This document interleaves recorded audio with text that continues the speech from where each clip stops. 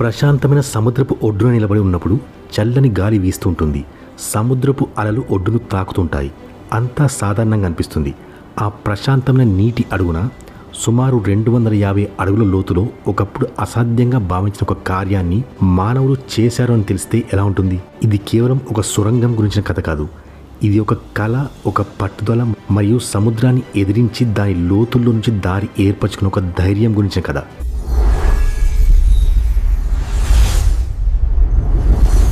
Global charts Telugu ప్రేక్షకులకి స్వాగతం. సుమారు 13,000 సంవత్సరాల క్రితం చివరి హెమియోసిస్ యుగం అంతమవుతున్నప్పుడు చరిత్ర గమనాన్ని మార్చిన ఒక గొప్ప మార్పు సంభవించింది. మంచు కరిగిపోయింది, సముద్ర మట్టం పెరిగింది. ఒకప్పుడు ఒకదానికొకటి కలిసి ఉన్న భూభాగాలు శాశ్వతంగా వేరుపడ్డాయి. ఇంగ్లాండ్ యూరోప్ ప్రధాన భూభాగం నుండి విడిపోయింది. దాని మధ్యలో ఒక విశాలమైన సముద్రం ఏర్పడింది.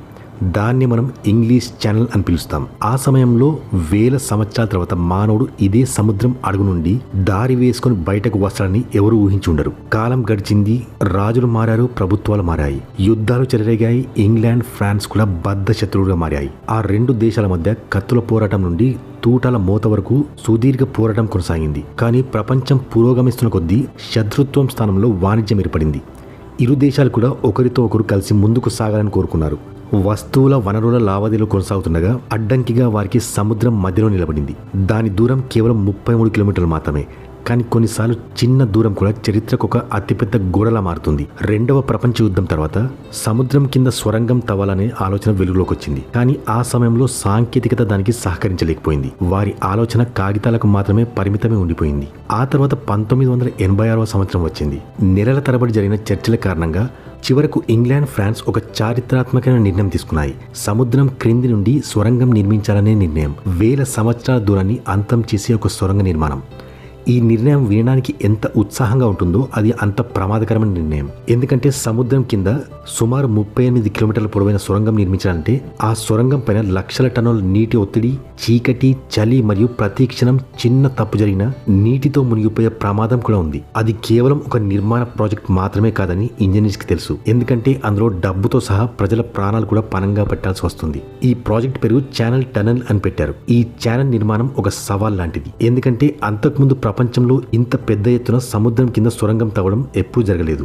ఆ నిర్ణయం విజయవంతం అవుతుందని హామీ కూడా లేదు. ఎందుకంటే అంత పెద్ద బాధ్యతను స్వీకరించడానికి ఒక్క కంపెనీ కూడా ముందుకు రాలేదు. చివరకు అనేక పెద్ద పెద్ద ఇంజనీరింగ్ కంపెనీస్ కలిసి ఆ ప్రాజెక్టును పూర్తి చేయడానికి నిర్ణయించుకున్నాయి. మొత్తం 10 కంపెనీలు ఏకమయ్యాయి. ఆ తర్వాత డిజైన్ చేసే సమయం వచ్చింది. సొరంగం కేవలం ఒకటి కాకుండా మొత్తం 3 సొరంగాలు నిర్మించాలని నిర్ణయించారు.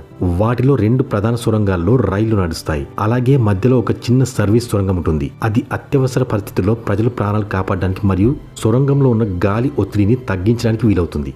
సొరంగం మొత్తం పొడవు సుమారు 56 కిలోమీటర్లు. అందులో 38 కిలోమీటర్ల సొరంగం సముద్రం కింద వెళ్తుంది. సూర్యరశ్మి లేని చోట, ప్రతి క్షణం నీటి తీవ్రమైన ఒత్తిడిని అనుభూతి చెందే చోట ఈ నిర్మాణం కొనసాగాల్సి ఉంది. ఈ సొరంగం తవ్వడం గురించి మాట్లాడుకుంటే అక్కడ సాధారణ యంత్రాలు పనిచేయవు. సముద్రం అడుగున ఉన్న రాళ్లు మరియు నేల చాలా డిఫరెంట్ గా ఉంటుంది. అన్నిటికంటే అతిపెద్ద శత్రువు నీరు. తవ్వే సమయంలో ఎక్కడి నుండైనా నీటి ప్రవాహం మొదలైతే సముద్రం ఒత్తిడి వల్ల కొన్ని క్షణాల్లోనే సొరంగం మొత్తం నిండిపోయే అవకాశం ఉంటుంది. ఆ సమయంలో లోపల ఉన్న ప్రతి వ్యక్తి, ప్రతి యంత్రం కూడా శాశ్వతంగా అదే చీకట్లో కూరుకుపోయే అవకాశం ఉంది. అయితే ఇక్కడి నుండి కొత్త ఆలోచన మొదలైంది. ఇంజనీర్స్ నిర్ణయం ప్రకారం ఇంతకు ముందెన్నడూ తయారు చేయని ఒక కొత్త యంత్రంతో ఈ సొరంగాన్ని తవ్వాలి అని నిర్ణయించుకున్నారు. అదే టన్నల్ బోరింగ్ మెషిన్. ఇదొక సాధారణ యంత్రం కాదు. అది కదిలే కర్మాగారం లాంటిది. 800 అడుగుల పొడవు మరియు 15 టన్నుల బరువు ఉండే ఈ మెషిన్ ముందు భాగంలో శక్తివంతమైన బ్లేడ్స్ అమర్చబడి ఉంటాయి. అవి రాళ్లను కూడా సునాయాసంగా పగలగొట్టే ప్రత్యేకతతో ఉండేవి. అంతేకాకుండా ఆ మెషిన్ తో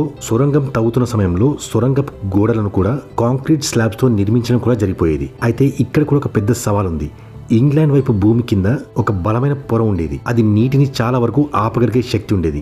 కానీ ఫ్రాన్స్ వైపు భూమిలో పగులు చాలా ఉండేవి. అక్కడ నీరు కారే ప్రమాదం కూడా చాలా ఎక్కువగా ఉండేది. అందువల్ల ఇరువైపులా ఉన్న యంత్రాలను విడివిడిగా రూపొందించాల్సి వచ్చింది. 2 వేరువేరు ప్రమాదాలను ఎదుర్కోవడానికి. ఒకవైపు మానవుల కళ, మరొక వైపు సముద్రం పట్ల ఉన్న భయం. 1988వ సంవత్సరంలో ఆఖరికి సొరంగపు తవ్వకాలు ప్రారంభమయ్యాయి. భారీ యంత్రాలు నెమ్మదిగా రాళ్లను పగలగొట్టడం ప్రారంభించాయి. ప్రతిరోజు వందల అడుగుల రాళ్లు పగలగొట్టబడ్డాయి. ప్రతిరోజు వేల టన్నుల సున్నపరాయిని బయటకు తీసేవారు. అసలైన ఛాలెంజింగ్ పని ఏంటంటే 2 దేశాల నుండి 2 వేర్వేరు దిశల్లో 2 భారీ సొరంగాలు తవ్వే యంత్రాలు సముద్రం కింద పనిని ప్రారంభించాయి. ఆఖరికి ఆ 2 కూడా మధ్యలోకి వచ్చి 2 సొరంగాలను ఒకటి చేయాలి. ఇది నేలపైన రోడ్డు వేసేంత సులభమైన పని కాదు. అది చీకట్లో సముద్రం అడుగున రాళ్ల మధ్యలో ఉన్న ఒక కనపడని మార్గం. ఒక్కసారి ఆలోచించండి, ఒకవేళ ఆ 2 యంత్రాలు కూడా ఒకదానికొకటి తప్పు దిశలో 1 డిగ్రీ కదిలినా కూడా 38 కిలోమీటర్ల తర్వాత అవి చాలా మీటర్లు తప్పు దిశగా వెళ్లిపోయే అవకాశం ఉంది. ఒకవేళ సముద్రం కింద సొరంగం తవ్వకంలో అలాంటి తప్పు జరిగితే దాన్ని మెరుగుపరచడం అసాధ్యమని చెప్పొచ్చు. అయితే ఈ ప్రాజెక్ట్ యొక్క అతిపెద్ద సవాలు పర్ఫెక్ట్ అలైన్మెంట్. ఇంజనీర్స్ ఈ పని కోసమే ఒక అడ్వాన్స్డ్ సిస్టమ్ తయారు చేశారు. దాన్ని లేజర్ బీమ్ గైడెన్స్ సిస్టమ్ అంటారు. ఒక సిస్టమ్ని ఇంగ్లాండ్ సొరంగంలోని యంత్రంపై అమర్చారు, మరొకటి ఫ్రాన్స్లో యంత్రంపై అమర్చారు. ఆ 2 యంత్రాలు ప్రతి సెకండ్కి వాటి డైరెక్షన్ మరియు యాంగిల్ని మానిటర్ చేస్తూ ఉండేవి. చిన్న మార్పు గమనించినా కూడా అవి వెంటనే కంప్యూటర్స్కి సంకేతం ఇచ్చేవి.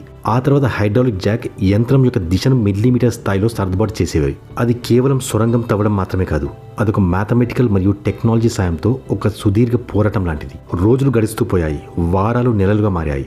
యంత్రాలు రాళ్లను పగలగొడుతూనే ఉన్నాయి. ప్రతిరోజు సుమారు 750 స్క్వేర్ ఫీట్ రాళ్లను పగలగొట్టి తవ్వి తీసేవారు. ప్రతి గంటకు 1000 టన్నుల శిథిలాలను బయటకు తీసుకొచ్చేవారు. కానీ సొరంగం ముందుకు కొనసాగే కొద్దీ ప్రమాదం కూడా అలాగే పెరిగింది.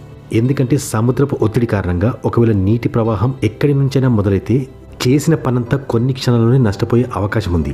అందుకని యంత్రం వెనకాల కాంక్రీట్ స్లాబ్స్ ను గుండని ఆకారంలో అమర్చి సొరంగానికి ప్రమాదం జరగకుండా చర్యలు తీసుకున్నారు. ఈ మొత్తం ప్రాజెక్టులో సుమారు 75 లక్షల కాంక్రీట్ స్లాబ్స్ అమర్చారు. ప్రతి రింగ్ బరువు వచ్చి 40 టన్నులుగా ఉంటుంది.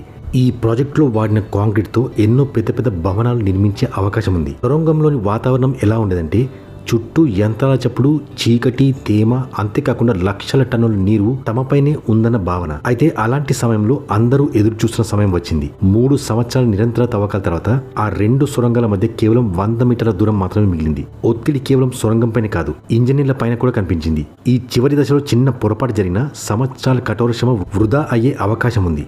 2 సొరంగాల మధ్య దూరం తగ్గుతూ కేవలం కొన్ని ఇంచుల దూరం మాత్రమే మిగిలింది. అది కేవలం ఒక సాంకేతిక విజయం మాత్రమే కాదు, అది మానవులు సాధించిన ఒక గొప్ప విజయం అని చెప్పొచ్చు.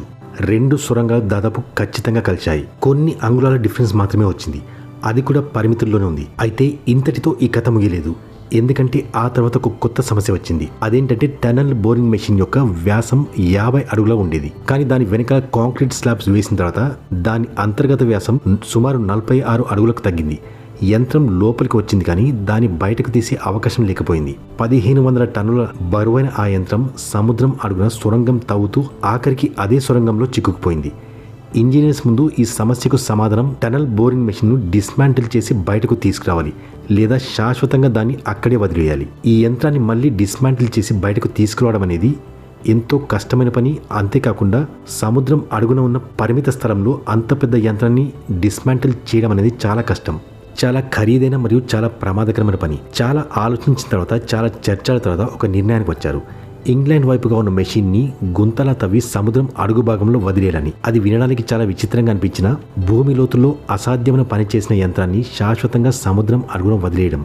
నేటికి ఆ యంత్రం అక్కడే పూడ్చిపెట్టబడి ఉంది, సముద్రం అడుగుల్లో చీకటి నిశ్శబ్దంలో. మరోవైపు ఫ్రెంచ్ యంత్రాన్ని జాగ్రత్తగా డిస్మాంటిల్ చేసి బయటకు తీసుకొచ్చారు. 6 ఏళ్ల కఠోర శ్రమ, లెక్కలేని సవాళ్లు, చివరకు 1994లో ఈ సొరంగాన్ని ప్రజలకు అంకితం ఇచ్చారు. ఈ మొత్తం ప్రాజెక్టులో 3 సొరంగాలు నిర్మించారు. 2 ప్రధాన సొరంగాలు, వాటిలో హై స్పీడ్ రైళ్లు పరిగెత్తుతాయి. అలాగే మధ్యలో ఉన్న చిన్న సర్వీస్ సొరంగం, అది అత్యవసర పరిస్థితుల్లో భద్రత కోసం పనిచేస్తుంది. రైళ్లు ఈ సొరంగ మార్గంలో గంటకు 160 కిలోమీటర్ల వేగంతో ప్రయాణిస్తాయి. కేవలం 35 నిమిషాల్లోనే ప్రజలు ఇంగ్లాండ్ నుండి ఫ్రాన్స్కు చేరుకుంటారు. ఒకప్పుడు సముద్రాన్ని దాటాలంటే గంటల సమయం పట్టేది. నేడు అదే ప్రయాణం అరగంటలోనే పూర్తవుతుంది. సో ఇది ఈరోజు వీడియో. ఈ వీడియో కనుక మీకు నచ్చితే ఒక లైక్ అండ్ షేర్ చేయండి. ఈ వీడియోపై మీ అభిప్రాయాన్ని కమెంట్ బాక్స్లో తెలియజేయండి. ఒకవేళ మీరు మా ఛానల్కి ఫస్ట్ టైం వచ్చి ఉంటే మా గ్లోబల్ చాట్స్ తెలుగు ఛానల్ని ఖచ్చితంగా సబ్స్క్రైబ్ చేసుకోండి. ఎందుకంటే ఇలాంటి ఇంట్రెస్టింగ్ వీడియోస్ మిస్ కాకుండా ఉంటారు. మరో అద్భుతమైన వీడియోతో మీ ముందుంటాను. అంతవరకు సెలవు. నమస్కారం. Thanks for watching.